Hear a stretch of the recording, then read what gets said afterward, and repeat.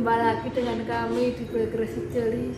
Kali ini kami akan ngobrolin soal benarkah menjadi seorang istri sangat menakutkan. Gimana enggak, dikit-dikit ancamannya neraka. Seorang istri yang tidak menurut kepada suami dilaknat. Seorang istri yang tidur ketika suaminya sedang marah dilaknat malaikat sampai pagi hari. Seorang istri yang keluar dari rumah tanpa seizin suaminya, ancamannya neraka. Seorang istri diceritakan pada hari kiamat ada seorang istri yang digantung lidahnya ke atas. Katanya istri tersebut adalah seorang istri yang menggunakan lisannya untuk menyakiti hati suaminya. Inikah kita sebagai seorang istri ancamannya hanya neraka? Boleh? Mungkin Gimana ya? Kok rasanya sangat menyedihkan menjadi seorang istri dikit-dikit neraka. Kami harus tunduk kepada suami, harus patuh. Kalau ingin melakukan sesuatu harus dengan seizin suaminya. Rata-rata apa yang kami baca sebagai seorang istri yang berseliweran di media sosial, di blog adalah seorang istri salihah yang manut kepada suami. Seorang istri yang apabila nggak manut kepada suami, ujung-ujungnya neraka. Sampai-sampai ada hadis yang menyatakan bahwa jika sujud kepada manusia diperbolehkan, maka Kanjeng Nabi akan memerintahkan seorang istri untuk sujud kepada suaminya. Istimewakah seorang suami itu? memang istimewa. Terus apakah dengan begitu lantas kamu sebagai seorang istri begitu menyedihkan?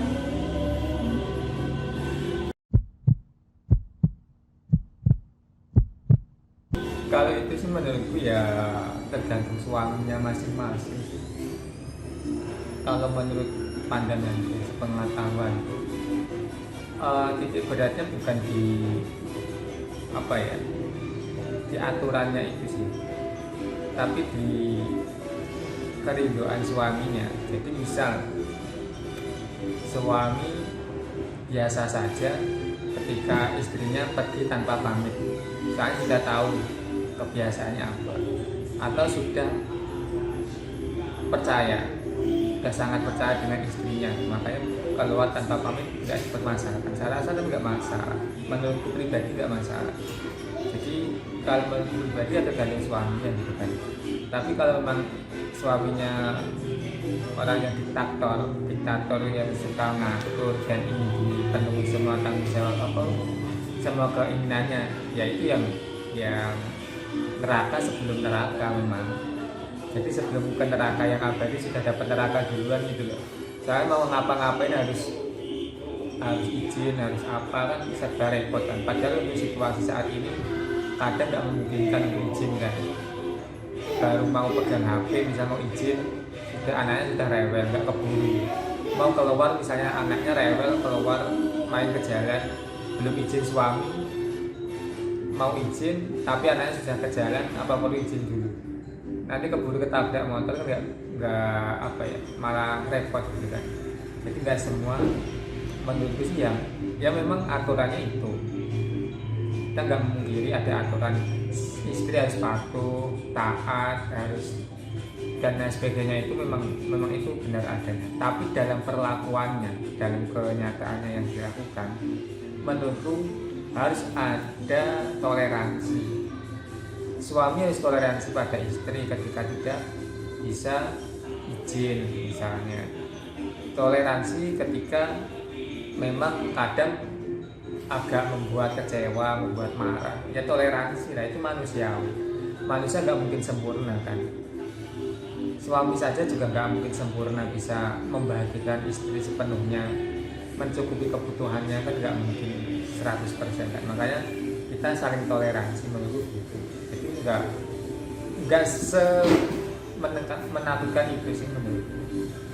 Apakah semua sabda suami, semua kata-kata suami harus dipatuhi oleh istri 100%? Kalau aturannya memang kepatuhan itu terletak pada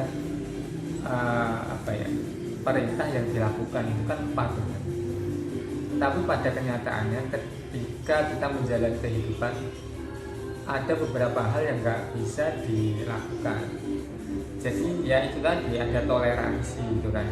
Kalau kita nggak sama-sama toleransi, kita saling menuntut penuh, itu saya rasa nggak bakal nyaman kehidupan rumah tangga seperti itu. Misalnya kewajiban suami itu termasuk untuk menyediakan makanan kepada istri, menyediakan pakaian dan lain sebagainya. Tapi kenyataannya yang menyiapkan makanan kan istri, yang masak istri, yang mencuci pakaian istri kan. Padahal yang menyiapkan makanan, pakaian itu kan kewajibannya suami. Tapi sekarang dilakukan istri. Itu kan kalau dituntut suami kan kalah. Itu kewajiban suami tapi dilakukan istri. Masih disuruh yang macam-macam, disuruh mukanya harus selalu tersenyum, harus wangi dan lain sebagainya kan. Itu kan tuntutan yang luar biasa memberatkan menurutku. Jadi ya saling toleransi. Kalau memang suami nggak bisa memenuhi kebutuhan 100%, masih butuh bantuan toleransi istri, ya harus toleransi pada istri. Nggak coba menuntut hak. Aku tolong ditoleransi, saya bantu masak, bantu nyuci, bantu ngurus anak, tapi nggak mau bantu toleransi. Aku nggak bisa izin selalu, nggak bisa selalu tersenyum, nggak bisa selalu wangi, tolong ditoleransi. Kan harus saling toleransi. Menurutku gitu sih. Jadi sebenarnya masak, nyuci baju itu bukan kewajiban seorang istri. Kalau menurut pemahaman sesuai hadis, kebutuhan suami, kebutuhan istri dan keluarga itu yang mencukupi suami. Kebutuhan itu apa? Pakaian salah satunya, makanan itu juga kebutuhan. Itu kalau dikatakan mencukupi berarti harus disediakan. Kalau makanan masih mentah itu namanya bukan menyediakan. Berarti konteks kewajiban suami mencukupi nafkah lahir batin seorang istri itu nggak sesempet cuma sekedar ngasih uang gitu. Ya enggak, ngasih nafkah kalau cuma ngasih uang sama orang bisa seperti itu. Tapi tanggung jawab suami itu memang kalau di dalam Al-Quran kan disebutkan wa ashiruhunna bil ma'ruf, menggauli istri dengan lemah lembut, dengan yang bagus lah. Kalau misal memberi nafkah cuma dilempar ibaratnya kan itu nggak bagus. Dikasih mentahan nggak bagus juga. Harus dengan bagus. Misalnya kalau mau ngasih makan ya, kalau perlu disuapi, kalau perlu dipakaikan bajunya, dilayani. Itu konteks memberi nafkah pada istri sesuai yang aku pahami. Meskipun aku sendiri belum bisa menjalani, tapi itu yang aku pahami sebenarnya. Makanya aku nggak begitu nuntut ketika kamu ada kekurangan, misal ya kadang marah, kadang cuek, kadang apa, itu kan nggak begitu peduli kan. Ya biasa, itu manusiawi. Soalnya aku sendiri sadar kalau kewajibanku sebagai suami belum terpenuhi 100% kan gitu. Makanya nggak begitu nuntut. Terus kalau nafkah lahir yang harus wajib dipenuhi oleh seorang suami kepada istri itu semacam apa? Apakah cuma nafkah lahir dalam hal tempat tidur, dalam hal nafkah lahir dalam hal seksual? Kalau masalah itu sih sesuai kebutuhan masing-masing. Ada yang kebutuhan lahir, misal ada yang butuh handphone, smartphone, ada yang butuh sepeda motor, ada yang macam-macam kan kebutuhan itu. Itu tergantung masing-masing istri sih. Masing-masing keluarga punya kebutuhan masing-masing, nggak bisa digeneralisir. Untuk masalah ini yang paling krusial, yang jarang sekali diperhatikan oleh suami adalah kebutuhan seksual. Ini jarang diperhatikan suami. Ketika selesai melakukan hubungan seksual, jarang sekali suami itu menanyakan pada istri apakah hubungan yang baru saja dilakukan itu memuaskan atau tidak, apakah istrinya sudah puas atau tidak, apakah dievaluasi. Misal tadi gerakan yang paling menyenangkan itu gerakan yang bagaimana, terus dievaluasi untuk perbaikan hubungan seksual di kemudian hari kan. Itu yang saya kira jarang diperhatikan sama suami. Itu padahal nafkah batin itu, nafkah yang berupa itu, hubungan seksual itu seringkali menyebabkan istri itu kurang semangat dalam menghadapi kehidupan. Soalnya apa? Sebenarnya dia kurang puas, tapi dia jaim mau mengungkapkan pada suaminya, takut dikira kok maniak seks atau jenisnya kan. Jadi takut mengungkapkan, padahal ketika dipendam itu akhirnya ketidakpuasan, kekecewaan itu terakumulasi. Akhirnya apa? Kecewa pada suami menyebabkan interaksinya dengan suami juga terganggu. Akhirnya acuh tak acuh, kadang sampai ya udahlah, aku nggak dipenuhi gitu kan. Akhirnya ya semena-mena, seenaknya lah. Jadi mengurus suami ya ala kadarnya, kadang terbawa seperti itu.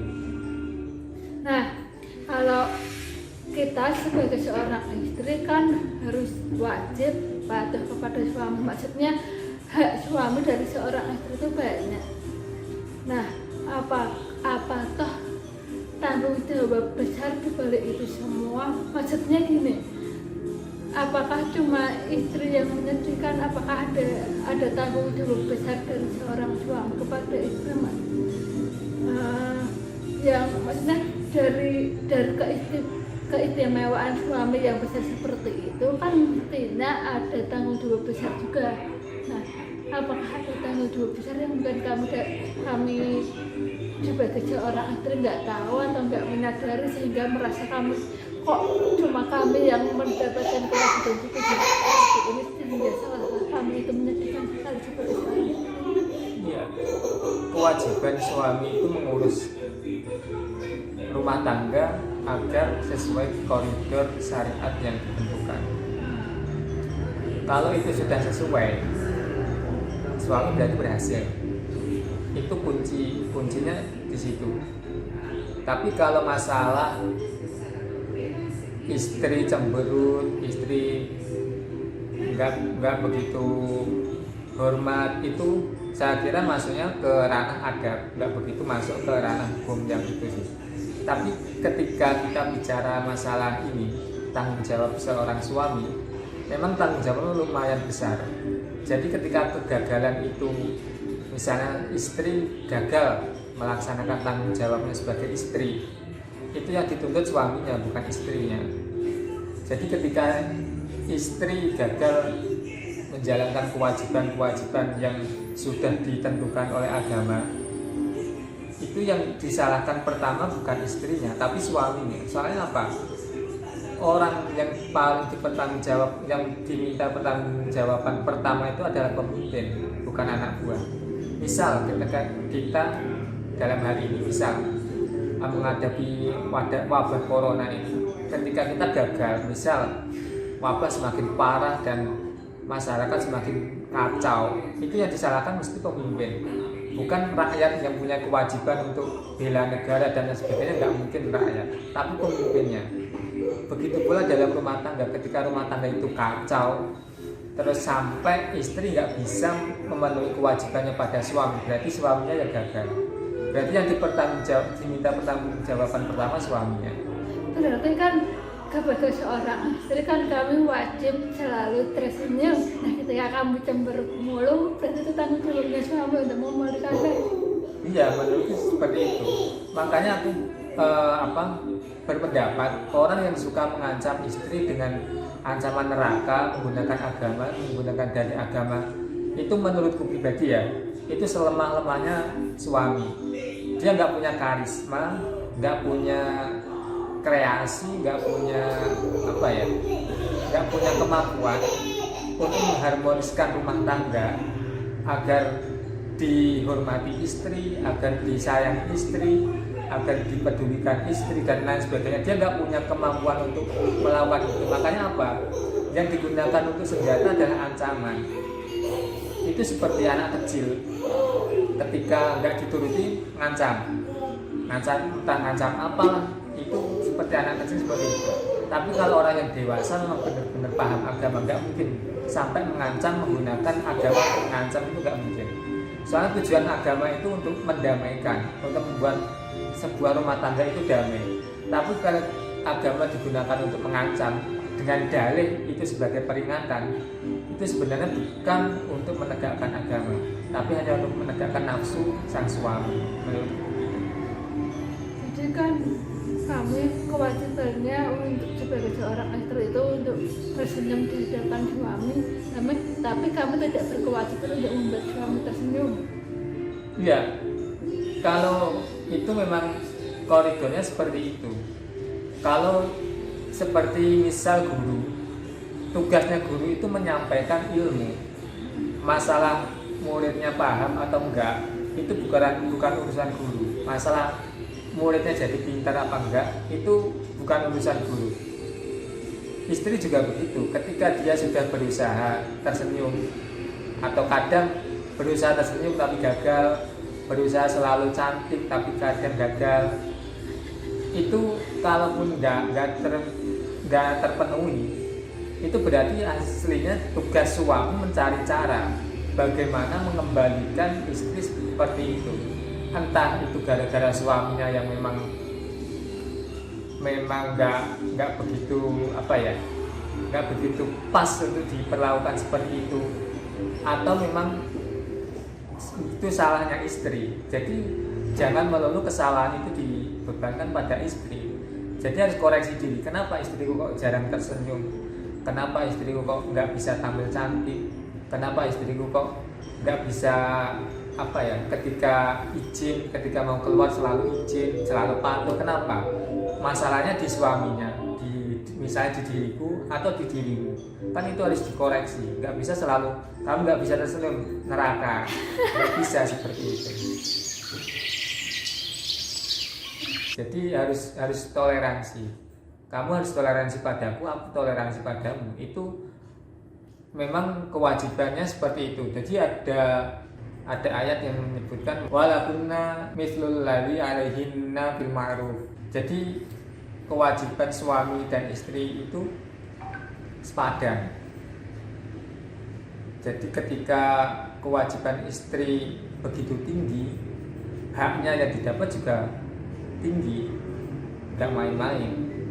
Jadi ketika suami misal yang paling sering membuat jengkel kan biasanya suami kan, ketika diajak ngobrol nggak begitu menghiraukan misal, atau sering keluar seenaknya sendiri, suka main misalnya ngegame atau suka mancing dan sebagainya tanpa melibatkan perasaan istri. Bagaimana perasaan istri bisa ditinggal mancing seharian gitu kan, atau ditinggal nonton bola semalaman, atau ditinggal apa, itu kan nggak begitu dihiraukan biasanya. Padahal itu haknya istri, itu ada untuk digauli kan, untuk diperhatikan. Itu kadang terlupakan sama suami. Jadi ketika dibahas cuma kewajibannya saja, sebenarnya itu salah. Soalnya nggak diikuti dengan hak. Ketika suatu hak itu tinggi, berarti kewajibannya juga tinggi. Sebaliknya ketika yang dibahas kewajibannya dulu, haknya juga tinggi. Seharusnya seperti itu. Jadi seperti ayat yang tadi walakunna mithlul ladzi alaihinna bil ma'ruf, sebaliknya untuk yang laki-laki juga begitu. Kalau begitu, maksudnya ada nggak sih ancaman suami masuk neraka gara-gara memperlakukan berlaku buruk kepada istri? Maksudku, kok selama ini yang ada itu cuma ancaman istri masuk neraka dengan kasus-kasus yang menurut kami sepele seperti tidak tersenyum di hadapan suami, keluar tanpa izin suami. Nah, dari sisi suami itu ada nggak yang dibahas dosa suami kepada istri yang membuat suami bisa masuk neraka? Sebenarnya ada, tapi nggak sebanyak yang membahas seperti istri kan. Kebanyakan kalau membahas tentang itu ancaman neraka bagi suami, kebanyakan diarahkan ke kepemimpinannya, gagal memimpin, terus tanggung jawabnya kepada istri tidak terpenuhi, kewajibannya kan menafkahi dari segi nafkah, dari segi keamanan, mengamankan istrinya, kenyamanannya dan lain sebagainya. Dari segi itu nggak sedramatis seperti yang istri yang dibahas tentang istri sih menurutku.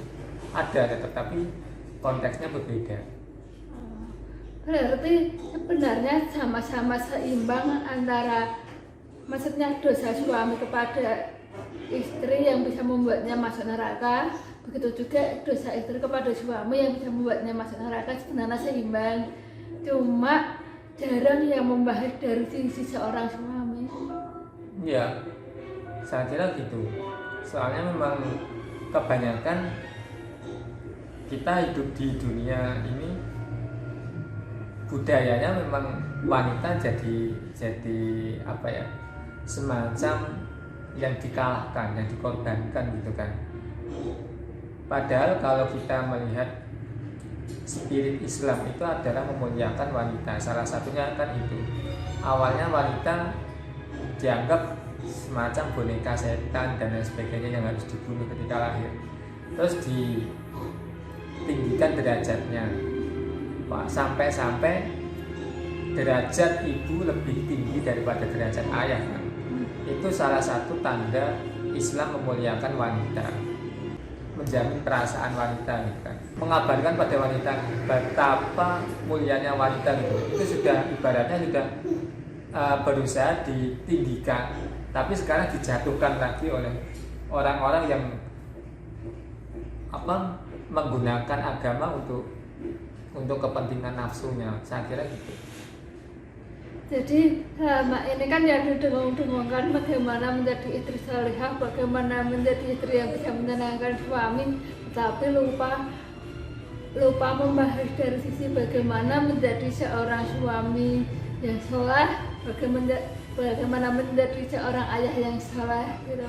Jadi kita sebagai seorang istri sekarang punya PR bagaimana menjadikan anak kita menjadi suami yang saleh dan ayah yang saleh. Saya kira memang tugas kita sebagai manusia seperti itu sih.